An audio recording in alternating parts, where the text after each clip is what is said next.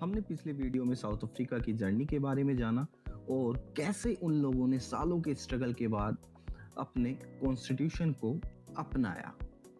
Now अब तुम लोग सोच रहे होंगे यार इस कॉन्स्टिट्यूशन का काम क्या होता है, हमें क्यों इसकी जरूरत पड़ी।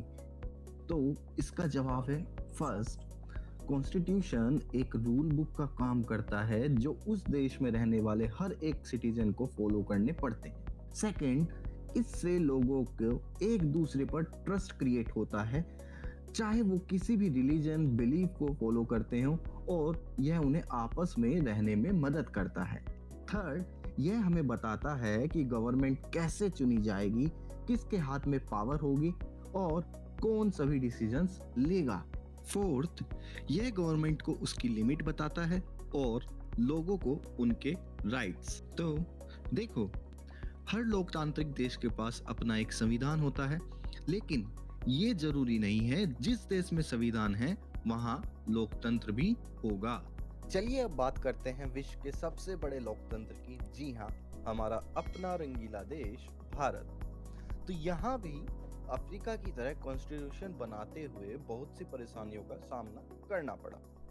जैसे भारत में विविध प्रकार के लोग रहते हैं, सबका अपना एक कल्चर है और हिस्ट्री है। तो इतने सारे लोग जो डिफरेंट बैकग्राउंड से आते हैं, इनके लिए कॉन्स्टिट्यूशन बनाना बड़ा ही कठिन। दूसरा, देश को आजादी मिलते ही इसको रिलीजन के बेस पर बांट दिया गया दो अलग अलग देशों में, जिसमें तकरीबन 10 लाख से भी ज्यादा लोगों ने अपनी जानें गंवा दी, जो कि यह दिखाता है कि यहाँ कितनी प्रॉब्लम्स थी।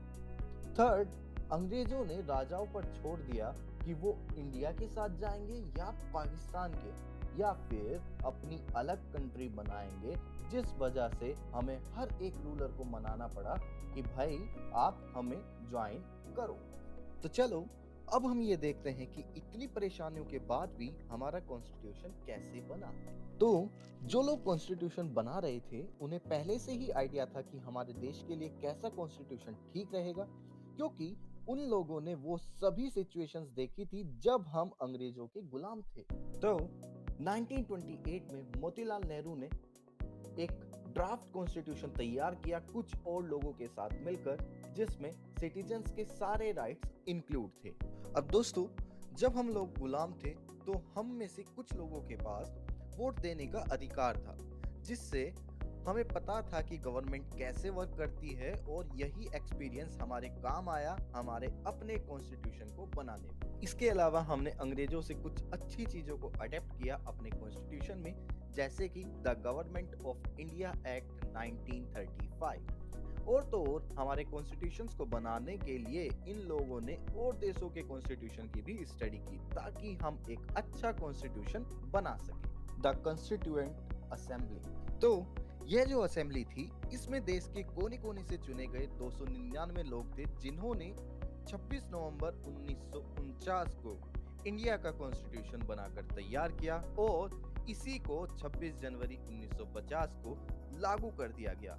इसलिए ही हम 26 जनवरी को गणतंत्र दिवस के रूप में मनाते हैं। अब तुम लोग कहोगे कि इतने साल पुराने कॉन्स्टिट्यूशन को हम अभी भी क्यों मान रहे हैं?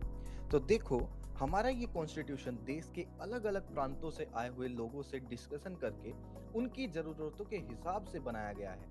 इस कारण से हमारे कॉन्स्टिट्यूशन पर किसी ने आज तक सवाल नहीं उठाया। हमारे इस कॉन्स्टिट्यूशन को एक ऑर्गेनाइज्ड वे में बनाया गया है। पहले कॉन्स्टिट्यूशन का ड्राफ्ट बनाया गया B.R. अम्बेडकर जी द्वारा, जो कि ड्राफ्टिंग कमेटी के चेयरपर्सन थे। उसके बाद एक लंबी डिबेट और डिस्कशन के बाद 2000 अमेंडमेंट लाए गए, तब जाकर देश को उसका कॉन्स्टिट्यूशन मिला।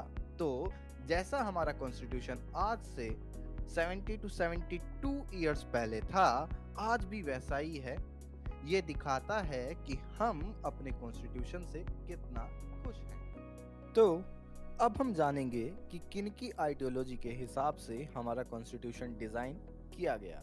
कॉन्स्टिट्यूएंट असेंबली में बहुत से ऐसे लोग थे जो गांधी जी की आइडियोलॉजी को फॉलो करते थे। गांधी जी ने अपनी मैगजीन यंग इंडिया में बताया था कि इनइक्वालिटी को खत्म कर दिया जाए और सबको समान अधिकार मिले, और अंबेडकर जी भी यही मानते थे।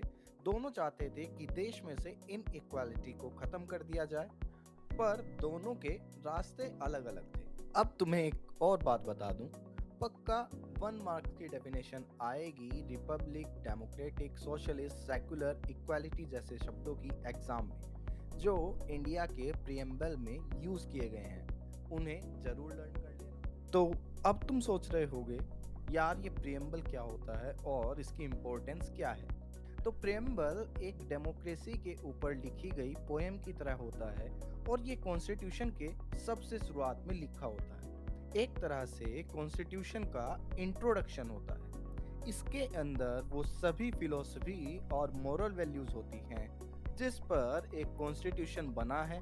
यह एक डायरेक्शन प्रोवाइड कराता है जिससे पता चलता है सरकार सही दिशा में काम कर रही है या गलत। इसको तुम एक कॉन्स्टिट्यूशन की सोल की तरह बोल सकते हो।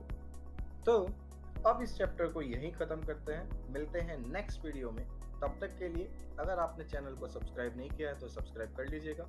साथ ही साथ वीडियो को लाइक और शेयर जरूर करें।